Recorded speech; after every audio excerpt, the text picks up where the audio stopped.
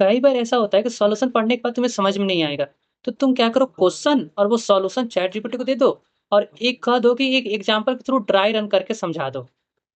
जब तुम चीज़ें ड्राई रन के थ्रू समझते हो और उसे तुम कॉपी पे लिख कर, लेट्स से 2 बन रहा है, अब 3 बन रहा है, अब कैसे ये मैनिपुलेट हो रहा है, ऐसे करोगे, तो ये चीज़ें तुम्हें ज़्यादा चांस होता है तुम्हें समझ में आए। अभी तक हम लोग क्या देखे लो कि एरे का कांसेप्ट हम लोग देखे थे लो, उसके अंदर ट्रैवर्सल का पैटर्न देखे लो, उसके अंदर 6 क्वेश्चंस देखे लो, फिर सॉर्टिंग का पैटर्न देखे लो, उसके अंदर भी लगभग 8 क्वेश्चन देखे थे लो। उसके बाद हम लोग एक स्लाइडिंग विंडो का पैटर्न देखे थे लो, उसके अंदर भी लगभग 6 क्वेश्चन, एक प्रीफिक्स सम का देखे थे लो, उसके अंदर भी लगभग 4-5-6 क्वेश्चन हो गया। तो लगभग 8 पैटर्न है, अब तुम देखोगे लगभग 6-7 क्वेश्चन देखोगे, लगभग 50 क्वेश्चन के करीब बनेगा।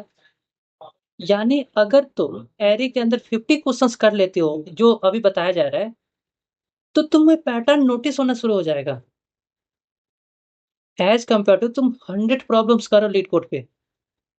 रैंडमली 100 प्रॉब्लम्स अगर करोगे, तो ज़रूरी नहीं है कि तुम्हें पैटर्न नोटिस होना शुरू हो जाए। लेकिन अगर इस तरह तुम 6-6 क्वेश्चन भी कर लोगे, तो तुम्हें पैटर्न ध्यान में आने लगेगा।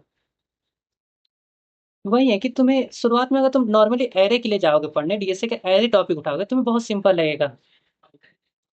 लेकिन एरे से रिलेटेड जब तुम लीड कोड पे क्वेश्चन सॉल्व करने जाओगे, तुम्हें लगेगा ये तो मैंने सीखा ही नहीं ये सब चीज़ें। क्योंकि लीड कोड के क्वेश्चन जब तुम एरे का टॉपिक चुनकर सॉल्व करने जाते हो, तो वो तुम्हें बहुत हेवी लगेंगे। अगर तुम्हें एरे के सारे पैटर्न्स पता रहेंगे, तुम्हें पता रहेगा कि लीड कोड का ये प्रॉब्लम एरे की इस पैटर्न पे बैठ रहा है, तो सॉल्व करना तुम्हारे लिए आसान हो जाएगा।